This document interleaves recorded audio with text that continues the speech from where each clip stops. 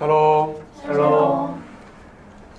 어버이 주간입니다. 우리 어머니 사랑, 또 아버지 사랑, 또 어머니 사랑 그러면 우리는 참 너무 많은 이야기들을 들을 수 있습니다. 오늘 여러분들에게 우리의 어머니들이 자식들을 위해서 얼마나 사랑하는지에 대한 예화들을 한두 가지 소개하면서 오늘 주제를 시작합니다. 1865년 아주 추운 겨울이었습니다. 눈보라가 너무 쳤고 바람이 심하게 불던 날이었습니다. 한 여인이 영국의 사우스 웨일스라는 곳을 이렇게 아주 힘들게 걸어가고 있었습니다. 그 여인은 남편이 없었습니다. 그 여인에게는 갓난 아이가 있었는데 그 아이를 이렇게 추운 바람에 껴안고 길을 가는데 앞불사 눈보라가 너무 심하게 치는 바람에 이 여인이 길을 잃어버렸습니다. 그렇게 그 길을 잃은 여인은 그 밤을 지새울 수밖에 없었습니다. 그 다음날 아침에 슬픈 것이 발견되었습니다. 그 여인이 길을 잃은 바람에 밤새워서 길을 찾다가 불행하게도 얼어 죽은 것이었습니다. 근데 놀라운 것은 그 여인이 웅크리면서 얼어 죽어 있는데 보니까 옷을 거의 다 벌거벗은 상태로 얼어 죽어 있는 것이었습니다. 그 얼어 죽은 여인 품 안에 그 여인이 입던 모든 옷을 동동 감아 있는 한 어린아이가 있었던 것을 발견하게 되었습니다. 마음 좋은 한 성도가 그 어린아이를 데려다가 집에서 잘 키웠습니다. 그 어린아이를 키울 때마다 너는 어머니의 희생으로 컸으니까 늘 어머니를 사랑하며 너의 생명을 구하기 위해서 희생했던 그 어머니 그리고 다른 사람들의 사랑을 기억해 줬으면 좋겠다, 이렇게 얘기를 했습니다. 그 아이가 그 어머니의 사랑과 함께 키웠던 그 양부모의 사랑을 잘 받고 잘 컸습니다.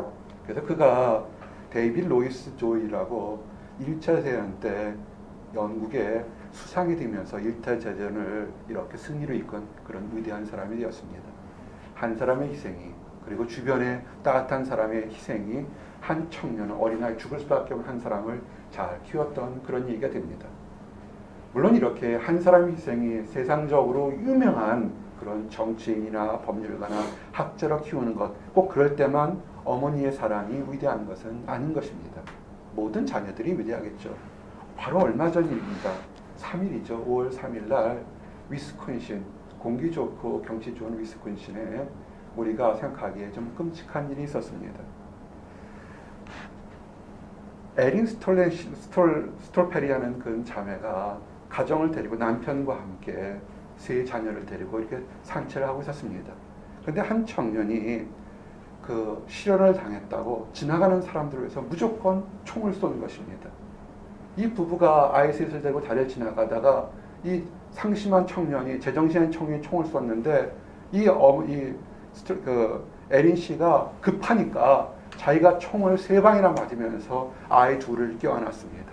그리고선 다리 난간 옆으로 밀면서 그 아이 둘을 구했습니다. 정말 자기가 총에 맞아가면서 그렇게 아이들을 구할 수 있는 그런 초인적인 힘을 발하는 것입니다. 불행하게도 남편도 총을 맞았고 큰 자녀도 총을 맞았습니다. 만약에 이 에린이라는 그 자매가 손이 하나가 더 있었으면, 손이 2개가 아니라 3이었으면 아마 큰 딸을 구했을 것입니다. 손이 4개였으면 아마 남편을 껴안고 자기가 총을 맞아도 그 자매를, 그 남편을, 아마 아이들을 구했을 겁니다.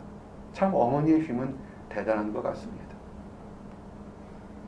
우리는 가끔 이렇게 행복을 꿈꾸지만 전혀 엉뚱한 곳에서 우리 가정이, 우리 자녀들을 해치는 악한 것이 올 때 정말 아무것도 생각하지 않고 목숨을 버려가면서 희생하는 그런 어머니의 그런 사랑들을 기억합니다. 아주 극단적인 경우를 얘기하고는 모든 어머니들이 위대합니다. 자녀들이 꼭 잘되고 행복하고 유명한 사람만이 또 어머니의 사랑을 받았다고 생각하는, 그렇지 않습니다. 바로 나와 여러분들도 우리 어머니들의 지극한 사랑과 희생이 있었기 때문에 오늘 여기까지 온 거라고 봅니다. 오늘 주신 말씀에 한번 주제를 한번 있습니다. 한번 고백합니다. 어머니의 사랑. 어머니의 사랑. 오늘 주신 말씀, 마태복음 말씀을 이렇게 정리하면서 다양한 말씀이 있는데 이 주제를 오늘 여러분들에게는 어머니의 사랑이라는 곳에 이렇게 포커싱을 맞춰서 한번 나눠볼고자 합니다. 우리 예수님이 제자들과 함께, 많은 무리들과 함께 두로와 시돈 지역을 갈 때였습니다. 예수님께서 이미 많은 능력을 행하고 기적을 행한다를 알기 때문에 정말 많은 사람들이 그들의 필요를 위해서 쫓아다닐 때였습니다. 근데 예수님께서 이렇게 두루와 시돈 지방을 갈 때 한 여인이 뒤에서 계속 소리를 지르면서 예수님을 쫓아오고 있었던 것입니다. 분명히 예수님께서 그 여인이 부르짖는 것을 다 할 텐데 전혀 대꾸하지 않으시고 오히려 제자들이 예수님, 뒤에 한 여인이 그 자기 딸의 질병을 고쳐달라고 간구하는데 좀 어떻게 해주십시오 라고 할 정도로 했습니다. 그럴 때 예수님은 보통 때 같으면 먼저 찾아가셔서 오히려 얘기하지 않아도 질병을 고쳐주거나 귀신을 쫓아내는데 오히려 하지 않고 이번에는 대답을 놓아주셨습니다. 24절에 보니까 예수께서 대답하여 이르시되 나는 이스라엘 집에 잃어버린 양 외에는 다른 데로 보내심을 받지 아니하였노라 하시니 아멘. 보통 때 예수님과는 다르게 굉장히 냉랭하게 나는 이스라엘 백성들, 내가 택한 백성들에게만 고침을 주러 왔지 이방인들에게 준 것이 아니다 하고 이렇게 아주 엄하게 거절을 하셨습니다. 그런데 이 여인은 그렇게 얘기를 듣고서도 그 얘기를 듣고서도 아주 끝이지 않고 계속 쫓아가면서 고쳐달라고 그랬습니다. 근데 예수님께서는 아주 그 당시에 사람들이 듣기 힘든 심한 욕설에 해당할 수 있는 개라는 표현을 써서 그것을 나는 너에게 해주지 않겠다고 했습니다. 그러면서 이렇게 얘기를 하셨어요. 마가복음 7장 27절 오늘 말씀에도 같은 말씀이 있는데 예수께서 이르시되 자녀로 먼저 배불리 먹게 할지니 자녀들의 떡을 취하여 개들에게 던짐이 마땅치 아니하니라. 아멘. 오늘 본문도 있죠. 뭐냐면 내가 축복을 준 것은 선택한 이스라엘 백성들을 배불리 먹게 하는 것이지 이방 사람들에게는 아니다. 그러면서 뭐냐면 자녀들의 떡을 치어서 개를 주는 것이 합당치 않으니까 그러니까 이방 사람들을 강아지, 개라고 비유하는 거예요. 지금도 누가 만약에 이렇게 얘기하게 되면 멱살잡이 할 겁니다. 그죠? 근데 예수님께서 이렇게 심하게 모욕을 했는데요. 이 어머니가 얼마나 자식을, 그 딸의 질병을 고치려는 일념 때문에 그 책망 듣는 거, 모욕 듣는 걸 하나도 생각하지 않고 오히려 지혜롭게 얘기하면서 이렇게 합니다. 개들도 실컷 주인이 먹다 남은 그 상에 떨어진 부스러기를 먹는데 내가 개 같은 존재일지라도 그 떨어지는 부스러기, 떨어지기는 은혜라도 내가 좀 받으면 안 되겠습니까? 정말 처절하고 겸손한 얘기를 이렇게 하는 것입니다. 28절에 보니까 여자가 대답하여 이르되 주여 올소이다마는 상 안의 개들도 아이들이 먹던 부스러기를 먹나이다. 아멘. 우리가 요 말을 지금 요 단락만 보게 되면 예수님께서 평상시 모습에 힘들고 어려운 사람들 왜 도와주시는데 오늘은 왜 이럴까? 현대말로 표현하면 내가 축복을 주는 것은 내가 택한 크리스찬들만 주는 거지 안 믿는 사람, 예수를 회방한 사람에게는 나는 안 주겠다. 내 백성 크리스찬들 먼저 복 준 다음에 그 다음에 남으면 주겠다. 이런 식으로 표현하는 것처럼 비슷하게 들린다는 겁니다. 정말 이렇게 예수님께서 믿는 사람, 안 믿는 사람 구별했을까요? 예수님께서 유대인, 이방인 이렇게 구별했을까요? 아니요. 이 뜻은 그런 뜻이 아닙니다. 요거 하나만 보게 되면 그렇게 오해할 수 있지만 우리가 어떤 사실을 볼 때는 한 달랑만 보는 것이 아니라 그 한 사람의 일생 전반에 대해서 다 봐야 되는 것입니다. 성경을 처음부터 끝까지 이렇게 통전적으로 보게 되면 예수님이 어떻게 하셨냐고 하면 예수님은 병든 자, 약한 자, 범죄한 자, 귀신 들린 자, 쓰러진 자들을 다 찾아갔던 것을 기억하시길 바랍니다. 오늘 요 말씀에서 예수님께서 이렇게 하신 것은 뭐냐면 예수님께서 이스라엘 백성들에게 값없이 공짜로 먼저 찾아가서 수없이 많은 이적과 기적을 주었는데 그 중에 과연 몇이나 감사하다고 제대로 진정을 표현했는가를 그를 책망하고 있는 것입니다. 많은 사람들이 믿건 안 믿건 어려운 때가 되면 간절히 뭔가 해달기를 원합니다. 예수님은 그럴 능력이 있습니다. 병을 고쳐주게 해주십시오. 결혼하게 해주십시오. 직장을 갖게 해주십시오. 돈을 벌게 해주십시오. 우리 가정이 잘 되게 해주십시오. 수없이 많은 그런 기도 제목이 있습니다. 하나님께서 그거 들어주신 게 어려울까요? 어렵지 않습니다. 문제는 응답을 받고 나서 문둥병을 치료했던 사람이 돌아와서 주여 감사합니다. 선생님 감사합니다. 그렇게 많지 않은 것처럼 응답을 받거나 또는 환경이 변화되면 언제 그랬는 것처럼 내가 잘해서 내가 뛰어나서 그런 것처럼 사람들은 변한다는 것입니다. 지금 예수님께서 그것을 비유적으로 책망하는 것입니다. 그러면서 어쩐지 보면 은혜를 받고도 응답을 받고서도 내 거 다 챙기고 내 생각 다 챙긴 다음에 찌꺼기를 드리는 그 유대인들을 보고서 너희는 어쩌면 강아지보다도 못한 존재가 될 수도 있다는 것을 상징적으로 책망하시는 것입니다. 이 여인은 어떻습니까? 책망이 상관없습니다. 내가 은혜를 받는 것 아주 처절하게 얘기하는 것입니다. 여러분, 하나님의 은혜를 받기를 원하십니까? 아멘. 다시 보세요. 이걸 맞으면 아멘하고 크게 해서 하나님의 은혜를 받기를 원하십니까? 아멘. 그러면 감사함을 돌리시고 겸손하셔야 돼요. 이것이 오늘 메시지의 핵심입니다. 감사함과 겸손함을 가지십시오. 그리고 하나 하십시오. 따라하십시오. 침노하자. 침노하자. 어려운 예스러운 표현이에요. 예스러운 표현인데 여러분 표현은 챌린지입니다. 천국의 보화를 위해서 챌린지, 도전하라는 것입니다. 천국의 보화, 천국의 능력은요, 앉아있는 사람에게 주지 않습니다. 도전하고 노력하고 챌린지하는 사람에게, 마치 도적질하는 것처럼 침노하는 사람에게만 주는 것입니다. 이 이방인이 어땠습니까? 책망을 들었어요. 주변 사람들에게도 주여 내 딸을 고치소니까 좀 조용히 해요. 우리 주님 딴 데 가는데 왜 이렇게 시끄럽게 합니까? 책망 들었습니다.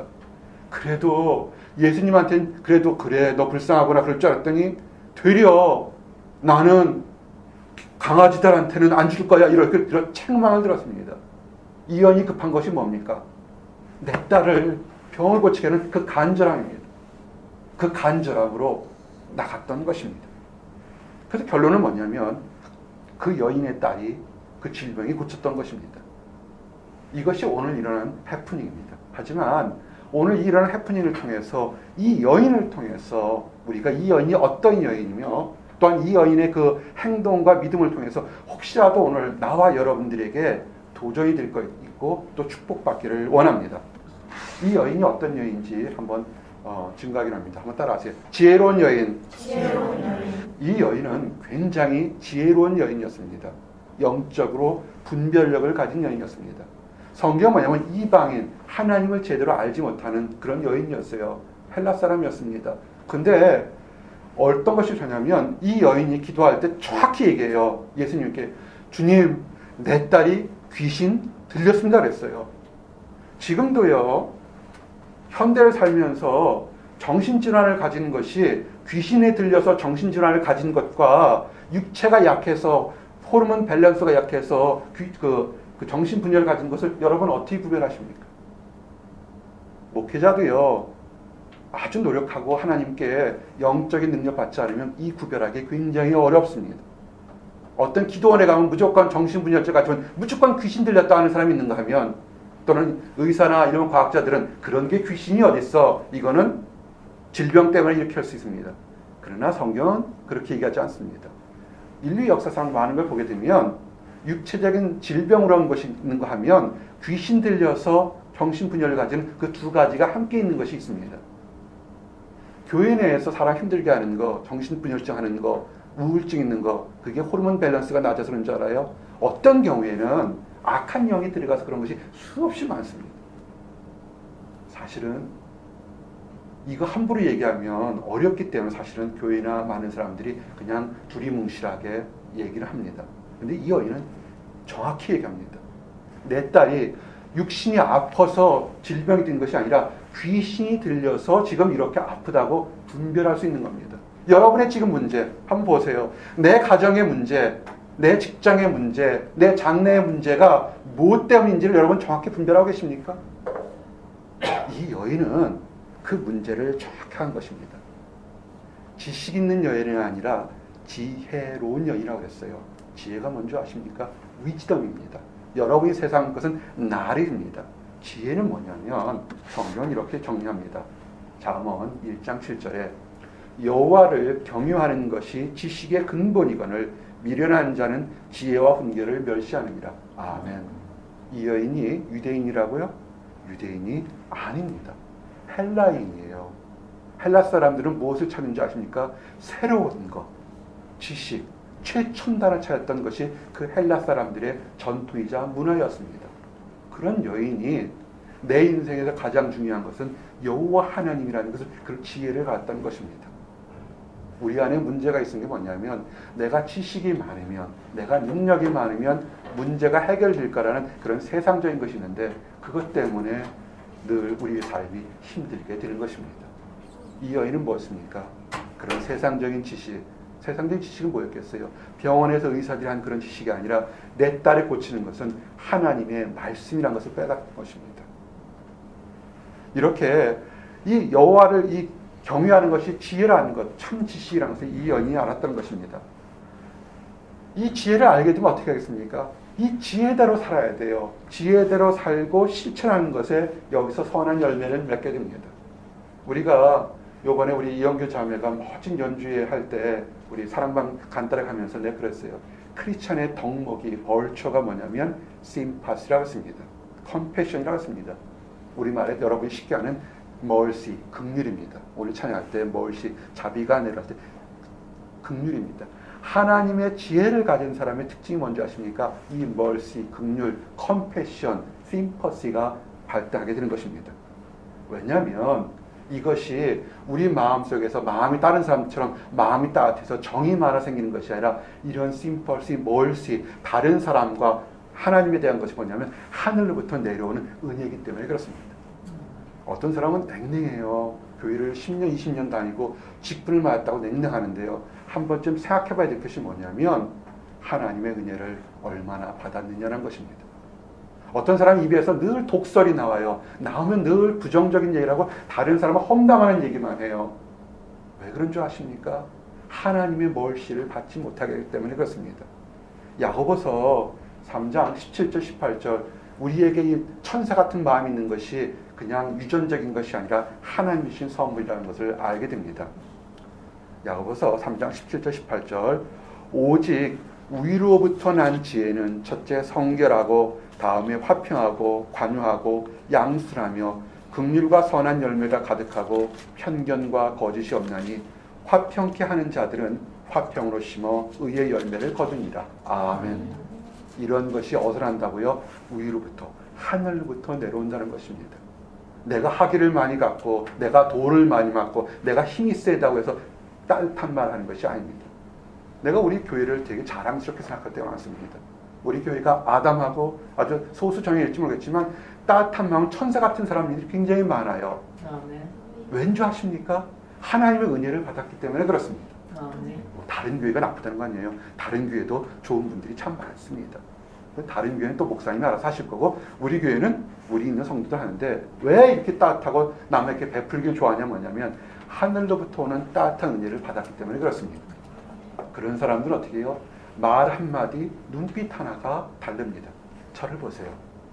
샬롬하면서 웃으세요. 한번 볼게요. 엑스레이를 쭉 찍는 거예요. 샬롬. 샬롬. 여기만 웃으면 안 되고 어디요? 눈이 웃어야 돼요. 눈이 웃는 건 뭐? 마음에서 웃습니다. 이렇게 웃을 수 있는 얘기 하나 좀 여러분에게 소개하기를 원합니다. 1883년이었습니다. 어쩐 늦은 늦봄의 어른 날이었습니다. 하워드 켈리라는 청년이 있었습니다. 하워드 켈리를 아십니까? 집안이 가난해서 자전거로 이 시골 저 시골을 다니면서 이렇게 방문 판매를 하고 있었습니다. 자동차도 아니고요. 자전거에다가 물건 팔고서 이렇게 가가호호 방문하면서 그렇게 사는 사람이었습니다. 학비를 벌고서 꿈을 가지고 있던 사람입니다. 근데 늦봄인데 사람들이 다 꽃놀이 농산에 그 꽃 구경 갔는지 그날따라 물건이 너무 팔리질 않는 거예요. 너무 팔리지 않으니까 뭐 먹을 걸 살 돈이 여분이 하나도 생긴 것이 없는 것입니다. 자동차를 타고서 모르겠지만 자전거를 타면서 이 마을 저 마을 물건을 팔으니까 얼마나 지쳤겠어요. 힘들고 어려울 때 정말 배고플 때 정말 슬퍼져요. 그죠? 여기 유학생활 할 때 슬플 때가 언제냐면 마음껏 청국장 하나 못 먹을 때 슬퍼질 때 있어요. 라면 신라면 끓여 먹었다고 옆방에서 컴플레인 들어오면 눈물 날지 아직 안 해봤죠? 먹는 거 하나가 사실 그렇게 슬플 때가 많아요. 배고팠을 때 얼마나 슬펐겠습니까? 배고프고 물건은 안 팔리고 이리저리 둘러봐도 물건을 팔아줄 집이 없는 겁니다. 이럴 땐 가난함이 굉장히 무거운 짐으로 딱 다가올 때가 굉장히 많을 겁니다. 다른 사람들은 부모를 잘 만나서 이렇게 편하게 공부하는데 나는 공부하고 싶고 남한테 베풀고 싶은데도 너무 가난해서 지금 공부는 둘째치고 당장 먹을 게 없는 것입니다. 근데 멀리 보이니까 아주 초라한 시골집 하나가 멀리서 눈에 띄는 거예요. 그 집을 딱 보니까 물건 팔아줄 생각, 팔 수 있는 능력도 없어 보이지만 하여튼 그래도 혹시 그 집에서 그 집에 가서는 물건을 파는 게 아니라 어떻게 밥이라도 한 끼, 빵이라도 한 끼 얻어먹을 생각하고 그 집을 찾아갔습니다. 그 문을 두드렸어요. 문을 두드렸더니 젊고 아름다운 여성이 딱 나오는 거예요. 이 청년이 아름다운 젊은 여성이 딱 나오니까 혹시 빵이라도 있습니까? 라는 얘기를 못하고 너무 갑자기 젊은 여인이 나오니까 당황해서 혹시 물 한 컵 주실 수 없습니까? 이래버린 거예요. 정말 우리 당황하니까 정말 배고파하다는 얘기를 못하고 창피할 수도 있잖아요. 근데 그 젊은 여성이 이렇게 이 하워드 켈리를 딱 눈을 쳐다보다가 말없이 가서 물을 주는 게 아니라 큰 컵에다가 금방짠 우유를 잔뜩 준 거예요. 그러니까는 얼마나 배고팠을 때, 배고플 때 먹는 우유가 얼마나 맛있겠습니까? 실컷 바라보고서는 있다가 이제는 하워드 켈리가 더러 겁이 나는 거예요. 우유값을 얼마나 드려야 될까요? 한 거예요. 그런 물건이 반 게 없잖아요. 그랬더니 그 젊은 녀석이 탁 하나 웃으면서 안 주셔도 돼요. 우리 어머니는요 늘 나에게 좋은 일을 하거든 절대 대가를 바라지 말라고 하셨어요. 그냥 오늘 힘들고 배고프신 것 같으니까 내가 가지고 있는 우유 드린 거니까 편히 그냥 가십시오 그랬어요. 얼마나 기분 좋았겠습니까? 아주 작은 친절입니다. 그 우유를 드리는 거 작은 친절이었는데 이 작은 친절이 이 청년에게 다시 일어설 수 있는 힘을 줬습니다. 그래 해보자. 그래서 열심히 공부했고 특별히 이 사람들에 대해서 따뜻한 마음이 더 커졌습니다. 더욱 열심히 공부해서 이 사람이 나중에 뭐가 되냐면 산부인과 의사가 되었습니다. 그리고 또 열심히 해서 우리가 잘 아는 병원을 설립했어요. 어떤 병원이냐면 잔스 홉킨스 병원입니다. 대단하죠. 근데 얼마 후에 세월이 많이 지난 후에 이 켈리에게 우유 한 컵을 줬던 그 여인이 착하게 살았는데 불행하게도 이 뱃속에 큰 종양이 생겨서 생명이 위태한 순간으로 왔습니다. 웬만한 병원에서는 고칠 수 없기 때문에 그 당시 아주 치료 기술이 좋다는 이 잔스 홉킨스 병원에 입원을 한 거예요. 이 켈리가 그 여인을 알아봤습니다. 그래서 그 갈 수 있는 모든 의술과 모든 능력을 다 통해서 이 여인을 집중적으로 아주 열심히 치료해 줬습니다. 아주 엄청나게 치료를 잘해 주었습니다. 그래서 그 여인이 병이 치료되었습니다. 이 여인이 생명을 부함감을 얻은 거예요. 근데 문제는 지금도 미국에 의료비 그러면 아파서 병원을 못 가는데 더러 그 의사와 간호사와 많은 약물들을 자기 투영해서 이제 병원비를 어떻게 감당할까 더러 겁이 나는 것입니다. 병원에서 이렇게 청구서가 나가왔어요. 부들부들 떨린 대로 생명은 구했지만 이 막대한 평생 갚지 못할 이 청구서를 어떻게 할까 청구서를 딱 열어봤더니 청구서 옆에 영수증이 하나가 있습니다. 그 여인의 모든 그 병원비를 다 지불한 영수증 밑에 이렇게 써 있었습니다. 당신의 치료비는 11년 전에 나에게 줬던 우유 한 컵으로 지불되었습니다. 하고 하워드 켈리 이름이 삼아 있었습니다. 참 멋진 얘기들이죠. 그죠? 우리가 그 여인이 젊은 여인이 지금 배고파서 다 지쳐서 삶의 희망을 포기하는 그 사람을 보고서 어떻게 알아봤을까요? 마음이 따뜻했을 겁니다. 만약에 마음이 따뜻하지 않고 질투나 시기나 원망이 있었으면 젊은 그 낯선 사람을 있을 때 쫓아냈을 텐데 그러면 하워드 켈리가 아마 그 하워드 켈리가 되지 않았을 거라고요. 근데 그 사람을 알아보고서 그 정성으로 강아지에게 주는 것처럼 정성으로 우유를 줬습니다. 그 사람도 마찬가지로 그 고맙게 받은 우유 한 컵을 늘 평생에 기억하고 있으면서 언제 다시 갚을 것 같다 그것을 갚은 것입니다. 여러분 하나님을 여러분 우리가 왜 이 예수님께서 이렇게 처음에 매정하게 하느냐면 우리가 하나님께서 하나님의 사랑을 값없이 공짜로 줬는데 그것을 알지 못하고 내가 잘해서 된 것처럼 교만한 사람들에게 책망하고 새롭게 살기 원해서 그런 얘기를 줬던 것입니다. 이 여인은요, 지혜로웠다는 것이에요. 무엇이 옳고 그른지 예수님에 가면 그것을 책망치 않으시고 나를 고칠 것을 끝까지 나갔던 것입니다. 혹시 저를 보세요. 힘드십니까? 따라하세요. 함께하자. 함께하자. 크게요. 함께하자. 함께하자. 하나님의 지혜를 여러분 오늘 얻고 누리는 법을 가르쳐 드릴게요. 여러분 힘들고 어려울 때 절대로 혼자 있지 마시기 바랍니다. 악한 친구하고 함께 하지 마시고요. 하나님의 사람들과 함께 하시길 원합니다. 여러분이 세상을 살면서 외롭고 힘들 때 혼자 있었던 그것은 뭔가 잘못된 겁니다. 지금부터라도 새롭게 여러분과 함께 할 수 있는 사람들 찾기를 원합니다. 전도서에서 뭐라고 그랬어요? 전도서 4장 9절 12절 보니까 두 사람이 한 사람보다 나음은 그들이 수고함으로 좋은 상을 얻을 것입니다. 혹시 그들이 넘어지면 하나가 그 동물을 붙들어 일으키려니와 홀로 있어 넘어지고 붙들어 일으킬 자가 없는 자에게는 화가 있으리라. 또 두 사람이 함께 누우면 따뜻하거니와 한 사람이면 어찌 따뜻하랴. 한 사람이면 패하겠거니와 두 사람이면 맞설 수 있나니 세 겹줄은 쉽게 끊어지지 아니하느니라. 아멘. 이 보스턴에서 가장 성공적인 학업과 연구, 이민생활하는 것을 제가 뭐라고 그렇게 강조했습니까? 세상적인 영광을 얻는 것이 아니라 여러분을 위해서 함께 웃어주고 울어주고 기도하고 기뻐할 수 있는 믿음의 사람 3겹줄을 얻으면 여러분 인생에 성공 안 하고 수없이 강조를 했습니다. 3겹줄이 누굽니까? 내가 하나 잡고 예수님이 하나 잡고 여러분의 기도할 때는 여러분의 부모나 자식이나 친구가 여러분에게 있다면 여러분은 결코 외로운 존재가 아니고 버림받은 존재가 아닐 겁니다. 오늘 그 불행한 여인이 했을 때 자녀들의 총을 맞아가면서도 그 두 팔로 할 때 그 여인의 꿈을 내가 너무 아프다, 왜 억울한 일을 당할까, 그런 것도 있겠지만 아마 이런 생각이 들었을 것 같아요. 그 기다리면서 내가 팔이 4개였으면 내 남편도 잡고 내 큰딸도 잡아서 끼워놔줬을 텐데. 여러분 지금 힘드시면요 하나님께 이렇게 기도하셔야 돼요. 이 문제가 해결되려고 하는 게 아니라 나를 위해서 함께 껴안고 웃고 웃어줄 수 있는 믿음의 사람을, 천사를 보내달라고 이렇게 기도하시기 바랍니다. 그럴 때 근데 이리 봐도 저리 봐도 저는 혼자인데요. 나는 기도하는 법도 모르는데요. 누가 내 딱한 사정 할까요? 얘기하면 들여 무시하고 조롱하는데 누가 나를 할까요? 사실은 그래요.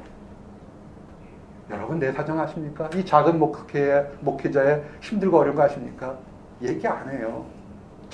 잘못 얘기하면, 목회자들끼리 잘못 얘기하면 되려 조롱한다고요. 우리 교회는 건물도 있고 예배당도 있고 자동차도 있고 묘지도 있고 너는 뭐 했냐고 무시할 수 있다고요. 그래서 작은 목자가 이렇게 이 당당하게 목회가 뭐냐면 우리 교회 성도들, 사모들, 가족들이 어떻게 해요? 허심탄회하게 함께 기도해 주는 것이 너무나 큰 힘이 됩니다. 내가 말할 수 없는 탄식일 때요, 세상 어디를 봐도 누가 나와 함께 있는 것이 없다 할 때 한 사람 있습니다. 예수님이 여러분과 함께 하신 것을 믿으시기 바랍니다. 로마서 8장 26절 27절 이렇게 되어 있어요. 내가 기도할 줄 모르고 내가 아무것도 안 보이는 그런 빈 공간에 갔을 때 뭐라고 그러냐면 이와 같이 성령도 우리 연약함을 도우시라니 우리가 마땅히 기도할 바를 알지 못하나 오직 성령이 말할 수 없는 탄식으로 우리를 위하여 친히 간구하시느니라. 마음을 살피는 이가 성령의 생각을 아시나니 이는 성령이 하나님의 뜻대로 성도를 위하여 간구하시느니라. 아멘. 이것이 위로가 되고 소망이 됩니다. 내가 하나님을 알지 못하고 내가 범죄하고 내 주변에 친구가 다 떠나가서 나는 혼자라고 했을 때 혼자가 아니라는 것입니다. 나보다 더 말할 수 없는 탄식을 하면서 나를 위해서 혹시라도 잘못될까 기도하는 성령님이 계시다는 겁니다. 그것을 믿고 나가시기 바랍니다. 성령님이 원하시는 게 뭐라고요? 성도를 위해서 간구한다. 이 여인은 그것을 알았던 것입니다.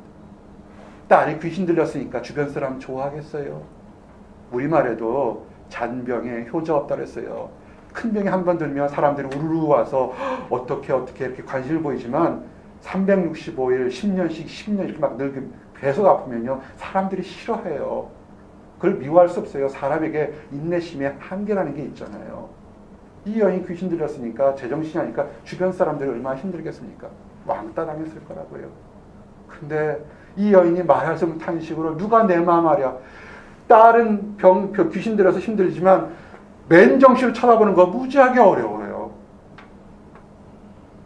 이거 참 어렵습니다. 자기는 맨정신이잖아요. 같이 정신이 오락가락하면 괜찮겠지만 맨정신 아닌 사람 쳐다보는 거 참 어려워요. 그 탄식하는 마음 아무도 알아주지 않고 쫓아왔는데 제자들도 왜 이렇게 귀찮게 구려 저리 좀 가 이러는데 예수님도 질처면은 오지 마 그럴 때 얼마나 힘들었을까요? 따라하세요. 끈질긴 기도. 끈질긴 기도. 절대 이거 우리 처치처럼 절대로 포기하지 마시기 바랍니다. 끈질기게 기도하시기 바랍니다. 하나님 안에서 응답받을 때까지 계속 기도하세요. 예수님께서 이런 비유를 했어요. 불의한 재판장과 과부의 비유를 들어서 어떤 도시에 불의한 과부가 있는데 불의한 재판장이 있는데 그 도시에 과부가 살았어요. 억울한 일을 당했어요. 그래가지고 늘 재판장에서 들어달라고 그러는데요. 이 불의한 재판장은 이렇게 돈을 받거나 자기한테 좀 유리한 사람은 금방만 해주는데 과부가 뭡니까? 뭐 나올 게 없는 거예요. 근데 이 과부는 너무 억울하니까 매일 찾아가서 나의 억울함을 호소하니까 이 불의한 재판관이 귀찮아서라도 어떻게 들어줘야겠다. 이것을 예수님께서 예화를 드렸어요.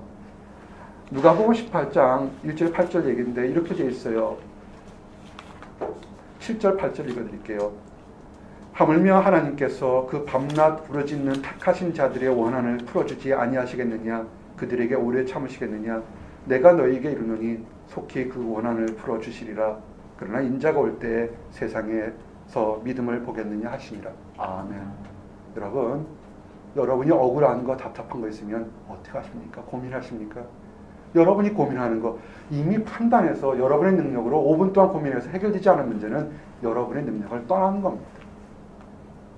그거는 하나님의 문제고 하나님 앞에 다가가서 하나님 도와달라고 그러는 거예요. 이 땅에 천사만 있는 것이 아니라 악한 마귀들이 있어서 여러분을 계속 넘어지고 엎어지고 절망과 좌절 속에 이렇게 눌러놓은 거라고요. 고민해도 해결되지 않도록 눌러놓은 것을 어떻게 합니까? 여러분의 힘으로 안 되니까 나는 안 되니까 주님 도와주십시오라고 외쳐야 되는 겁니다. 이 여인이 그랬다는 것입니다. 이렇게 외치는 것이요. 끈질기게 참고 기도하는 것이 이것이 겸손인 것입니다. 우리가 생각하기에는 나는 못해. 제가 머리요. 이런 것이 겸손이 아니라 하나님 앞에서 하나님 능력만을 받으면서 나를 낮추는 것이 겸손입니다. 재미난 글이 하나 있어서 간단하게 소개합니다. 최용호 선생님이 귀 있는 자는 들으라는 그런 글에서 겸손과 교만이 뭔지를 나름대로 이렇게 간단히 썼어요. 이렇게 설명했어요. 이분의 글은 이렇게 써 있어요. 하나님은 겸손의 문을 통해 들어오십니다. 사탄은 교만의 문을 통해 들어옵니다. 참 겸손은 나는 겸손하지 않다라고 생각하는 것입니다. 대단한 겸손은 나는 교만하다라고 생각하는 것입니다. 최고의 교만은 나는 교만하지 않다고 생각하는 것입니다. 부재불능의 교만은 나는 겸손하다라고 생각하는 것입니다. 한 번쯤은 이렇게 생각해 볼 만한 그런 것들이 되게 됩니다. 정말 겸손한 것. 왜 겸손하냐면 모든 능력을 주고 이끄는 것이 내가 하는 것이 아니라 하나님이 하시는 것 때문에 내가 겸손하고 인내할 수 있는 것입니다. 우리 슈바이처 박사 아십니까? 아프리카에 가서 모든 것을 희생한 슈바이처 박사. 슈바이처 박사가 박사학위가 3개 있는 거 아세요? 그런 박사학위를 3개 가진 사람입니다. 철학과 신학과 의학 박사를 가져서 정말 드물게 뛰어난 사람이지만 그 모든 것을 다 뒤로하고 정말 보잘것 없고 보답이 없을 그 당시 아프리카 가서 봉사했던 사람입니다. 그래서 우리는 이 사람을 가리켜서 20세기의 작은 예수님이다 이렇게 표현을 우리가 서슴없게 할 수 있습니다. 이 슈바이처 박사가 그 검은 대륙이었던 아프리카 라핀의 병원에서 죽어가는 생명들을 위해서 참 많은 노력과 사랑을 폈습니다. 그렇게 했지만 너무나 병자들이 많고 그 물질이 부족해서 또 병원을 유지하는 그런 헌금을 얻기 위해서 이제 다시 고국 땅으로 돌아올 때가 됐습니다.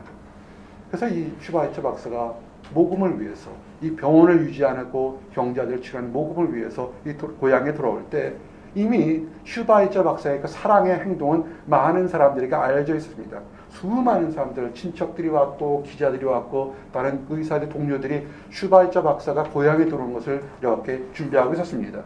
열차가 도착했습니다. 환영객들은 당연히 생각해서 기차가 딱 들어올 때 제일 앞에 1등석과 2등석이 있는 쪽으로 막 달려갔습니다. 그러나 기다려도 슈바이처 박사는 나오지 않았습니다.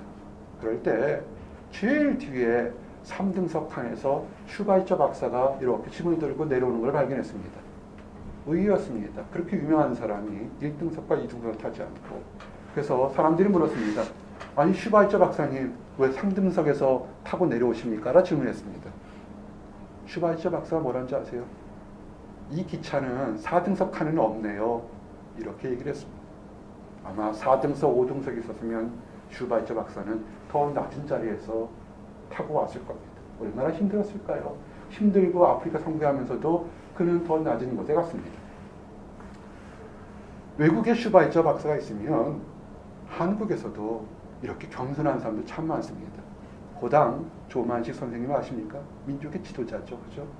우리가 한국에 일제 침략을 받아서 정말 아무라고 희망이 없었을 때 영적인 사람은 조만식 선생님이지만 조만식 장로님, 우리 조만식 장로님의 겸손한 이야기를 하나 좀 여러분에게 소개하려고 합니다. 이 조만식 장로님은 주기철 목사님, 정말 위대한 목사님 중에 한 분인 주기철 목사님과 또 사제지간이 됩니다. 참 대단하죠, 죠? 위대한 사람이 정말 존경할 만한 사람도 존경할 만한 사람들이 사제지간 또 주님 안에서 교제하는 것을 발견하게 됩니다. 우리 주기철 목사님이 섬기는 교회에 이 조만식 목사님 장로님으로 신임하고 계셨을 때 얘기입니다. 이 조만식 장로님은 우리가 아는 오산교회의 학교의 교장으로 계실 때 얘기입니다. 우리 오산교회 정말 민족의 지도자들 독립운동했던 그런 걸 많이 활동했습니다. 근데 그날따라 주일날인데 이 장로님이 그 예배 시간이 다 됐는데 다른 많은 사람들이 중요한 미팅이 있어서 다른 사람과 예배하다가 좀 예배 시간에 늦게 교회에 들어왔습니다. 근데 이 주기철 목사님이 그 당시 전도사였을 텐데 설교를 하다가 큰 소리로 얘기를 한 겁니다. 조만식 장로님, 오늘은 의자에 앉지 마십시오. 오늘은 서서 예배를 드리십시오. 젊은 전도사가 학교 교장이고 장로님인 사람한테 그렇게 당신 예배 시간에 늦게 들어왔으니까 오늘은 서서 예배를 드십시오. 그러면 한마디 하거나 예배 시간에 나가거나 그랬을 텐데 이 조만식 장로님은 그러지 않았습니다. 서서 예배를 드렸습니다. 다른 사람들도 좀 예배 드릴 때 좀 불안했겠죠. 그 다음에 이 주기철 목사님이 이렇게 얘기를 하시는 거예요. 서 계시는 장로님 오늘 기도하십시오. 이렇게 얘기를 한 겁니다. 참 이 주기철 목사님도 대단하시는데 또 이 조만식 장로님이 딱 그러는 거예요. 뭐라고 이렇게 기도했냐면 하나님 나의 죄를 용서하여 주시옵소서. 거룩한 주일날 하나님을 만나는 것보다 사람 만나는 것을 더 중요시한 나의 죄를 용서해 주시옵소서 라고 기도했습니다. 그 긴장관계에 있던 사람들이 다 지금 장로님과 목사님이 한판 한다고 생각하는 긴장관계에 있을 때 목사님, 이 장로님이 이렇게 해서 전부 다 예배 시간을, 예배를 경유를 했던 그들의 마음을 치고 다 눈물 흘렸다는 그런 얘기가 있습니다. 그러면서 조만식 장로님이 또 하나 기도합니다. 내가 예배 시간에 늦게 들어와서 주의 종의 마음을 상하게 하였은 것을 용서해 주시옵소서 라고 이렇게 기도했던 것입니다. 그런 겸손함이 우리가 알고 있는 그런 민족의 지도자인 조만식 장로님이 됐다는 것을 우리가 알 수 있는 것입니다. 여러분 겸손하십시오. 성도의 겸손은요 사람을 보는 것도 아니고 내 자신의 이득을 보는 것도 아니고 다른 것을 보는 것이 아니라 오직 예수님만을 바라볼 때 그것이 겸손한 것입니다. 히브리서 12장 2절이 뭡니까? 믿음의 주요 또 온전케 하시는 이인 예수를 바라보자. 그는 그 앞에 있는 기쁨을 위하여 십자가를 참으사 부끄러움을 개의치 아니하시더니 하나님 보좌 우편에 앉으셨느니라. 아멘. 이 귀신 들린 딸을 가진 어머니가 어땠습니까? 공개적인 망신을 당했어요. 그죠? 강아지 같다고 공개적인 망을 당했는데도 어떻게 했습니까? 그 여인은 다른 거 하나도 안 보여요. 내 사랑하는 딸과 함께 뭘 봤습니까? 사랑을 주시는 예수님 하나님만을 바라보는 거예요. 사람의 눈치, 시선을 바라보지 않았던 겁니다. 그렇기 때문에 나가서 그는 그 딸의 병고침을 받았던 겁니다. 이것이 예수님이 그 사람을 책망하려고 하는 거예요. 아니에요. 그 여인의 믿음을 아시고 칭찬하고 모범에 보여드린 것입니다. 조만식 장로님을 책망했던 주기철 목사님이 조만식 장로가 미워서 그랬습니까? 아닐 겁니다. 그 장로님의 믿음이 순전하기 때문에, 온전하기 때문에 그를 더 크게 하기 위해서 책망했던 겁니다. 어떻게 됐습니까? 우리가 존경하는 위대한 사람이 되지 않았습니까? 그리고 예수님은 책망만 하셨나요? 아닙니다. 나도 못하는, 더 강하지 못한 더 천한 신세로 십자가를 지는 것을 어떻게 했습니까? 당당히 지셨던 것을 기억하시기 바랍니다.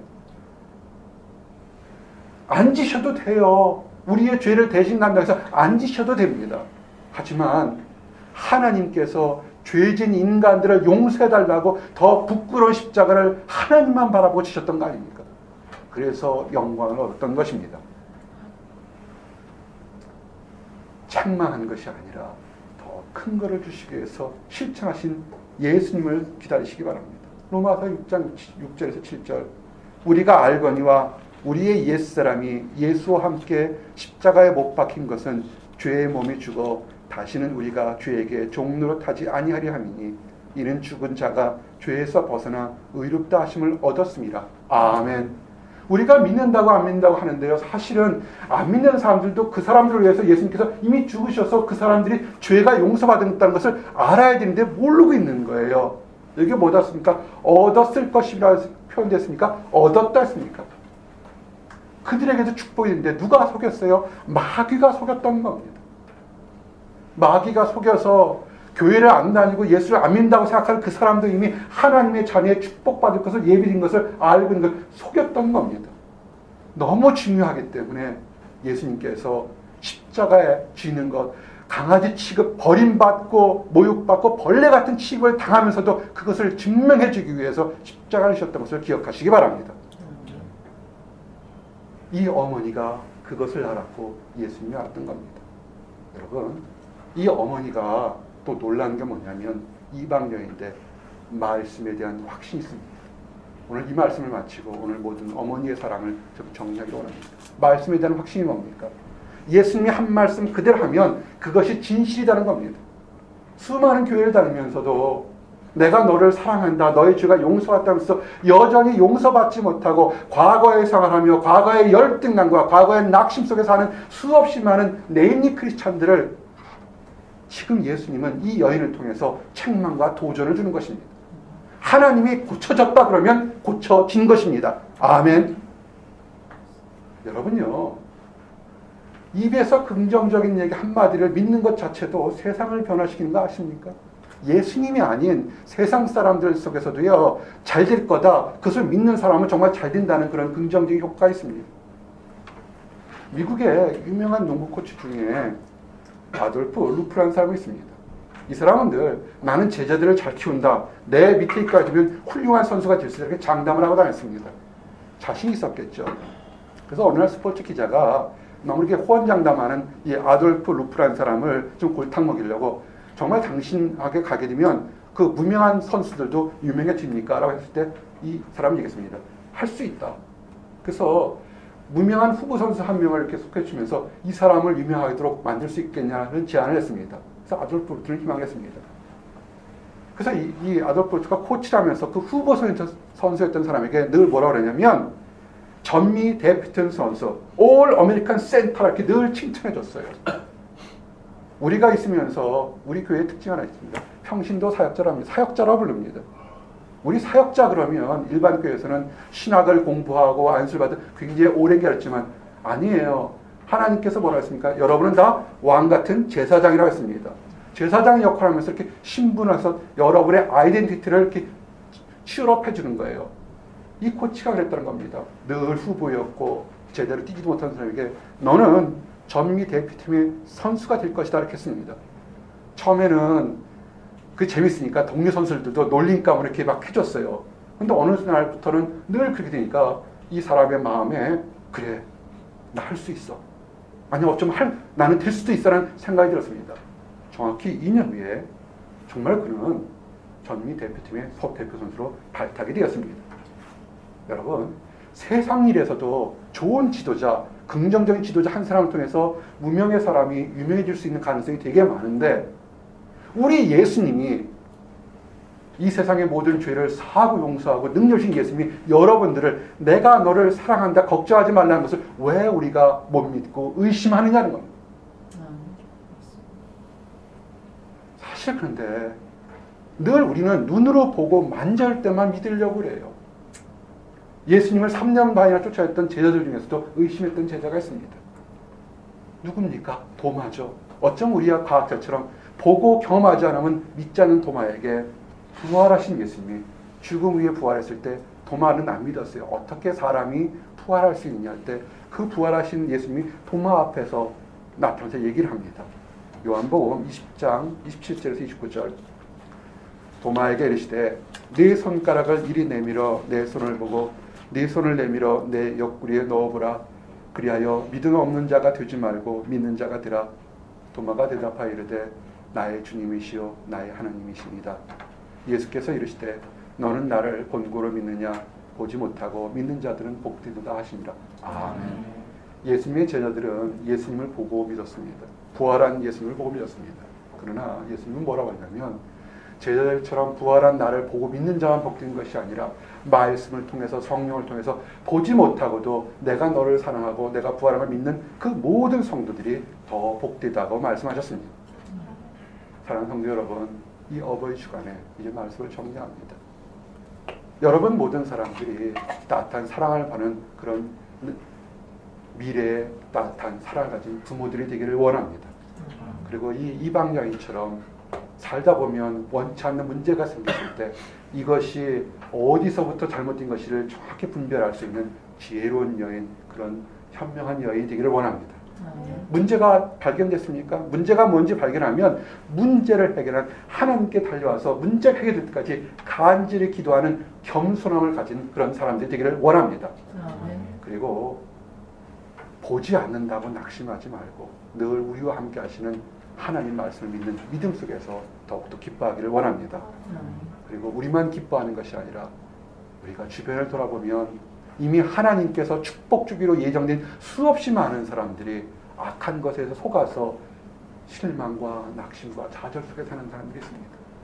우유 한 컵을 통해서 전달해 주어서 세상을 변화시킨 것처럼 우리가 손을 내밀거나 따뜻한 말 한마디를 통해서 그 사람도 우리가 누리는 그 기쁨을 누리기를 원합니다. 기도하시겠습니다. 하나님 감사합니다. 아버지, 귀신 들린 딸을 위해서 수모를 겪으면서도 오직 모든 것을 고쳐주시고 낫게 하시고 새롭게 하시는 예수님 발 앞에 엎드렸던 어머니의 마음을 우리가 갖도록 허락해 주시옵소서. 아버지, 우리가 오늘 그런 겸손한 마음을 갖기를 원합니다. 그런 끈질긴 인내를 갖기를 원합니다. 아버지, 또한 우리의 눈과 마음이 나만을 보는 것이 아니라 우리의 가족과 우리 주변 이웃의 힘들고 연약한 사람들을 돌아볼 수 있도록 인도해 주시옵소서. 우리가 범죄했을 때 누군가 우리에게 따뜻한 손길을 내밀어 우리가 하나님의 자녀가 되어서 기쁨을 누리는 것처럼 지금 외로워하고 지금 답답한 그 사람에게 따뜻한 사랑을 전해서 그 사람도 하나님 앞에서 축복을 누릴 수 있도록 인도하여 주시옵소서. 감사합니다. 예수 그리스도 이름 받들어 기도했습니다. 아멘.